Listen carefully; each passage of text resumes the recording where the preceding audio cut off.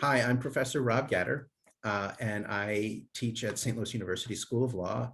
I teach public health law, I teach health law, among a variety of subjects. I'm just going to go ahead and ask the big question that seems to be on everybody's mind. Is it legal to ask somebody about their vaccination status?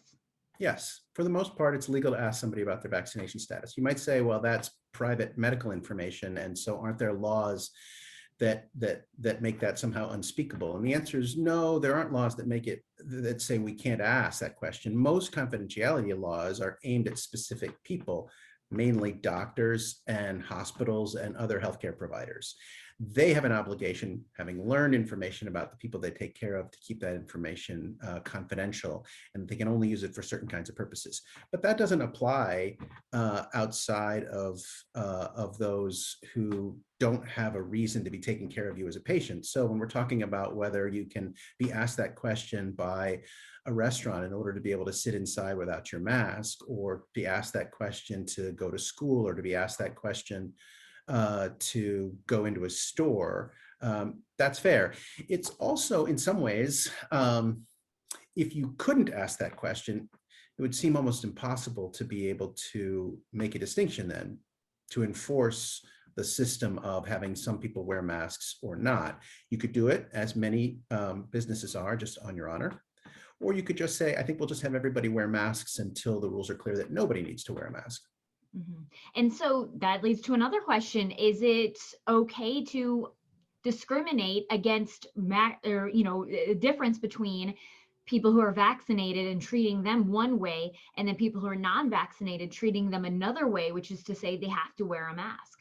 Yeah, it is. It's no different from saying, is it okay to treat um, school-age kids or kids who are going to daycare who are vaccinated differently from kids who are not? Um, yeah, there's an important safety feature, right? As if you're in a communal setting and there are risks associated with passing a disease, uh, and it's a vaccine preventable disease, well, then it makes sense. That's a relevant way to distinguish between two different groups of people. Now, if I ran a business, just because it's legal doesn't mean I'm necessarily going to do that. It might be really inefficient if you ran a big box store or a supermarket to have people standing out in line as you're asking these questions and making those determinations. And then how do you enforce it once they're inside? So, but can they? Yes, they can ask, and it is okay to make those distinctions. Um, I certainly have heard of at least one restaurant in town that is asking the question, asking for proof of whether or not you're vaccinated, as a condition of being able to sit inside the dining room and dine there without a mask. You can sit outside if you'd like without answering those questions. You can wear a mask inside, um, um, and as long as you're not, sitting down to dine. You can take the food away with you if you don't want to answer those questions. And then there's other places that simply are going to post a sign and not ask the question at all. Other places that will ask the question and have people just trust their answers. So would it be fair to say then that, when it comes to the ability to ask you if you had the vaccine and treat you differently when it comes to masking with this vaccine, EUA versus full FDA approval don't really make a difference? No, it really doesn't make a difference. That's not enough of a basis to make the difference. I would say we would treat this like any other, at this point, any other vaccine that's been approved.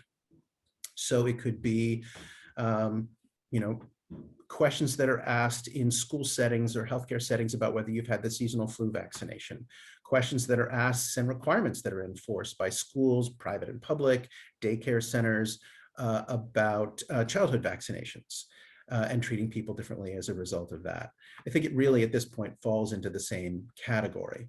Now, that said, are there some limitations? Sure, there are some limitations there. What do we do if an individual says, no, I actually do have a medical reason why my physician says I shouldn't have a particular vaccine, including potentially this vaccine, or I have a religious reason for doing that? Again, those kinds of exemptions from even vaccine requirements, and we're not talking about a vaccine requirement, but even from vaccine requirements, would also apply here, and you'd want to take that into account. Well, that's a very good distinction to make, is that we're not talking about, I think that's where we keep seeing this argument.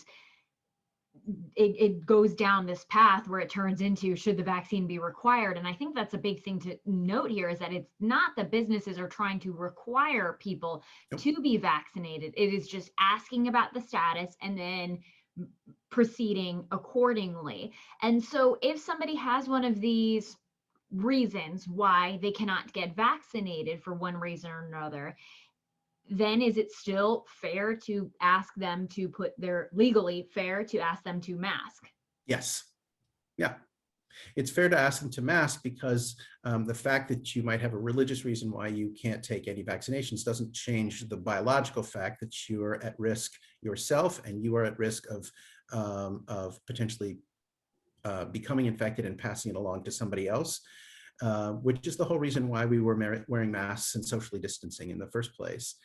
So that wouldn't change. You would just still wear a mask. And there could be places that still recommend that, or even require that masks be worn by everyone. So for example, there are those who have criticized the CDC's recommendation to not require masks or social distancing in virtually every setting for people who've been vaccinated, on the grounds that there are these variants. The variants are circulating around. Many of them are in the United States. There is a concern that the variants themselves are intermixing, potentially creating yet another variant.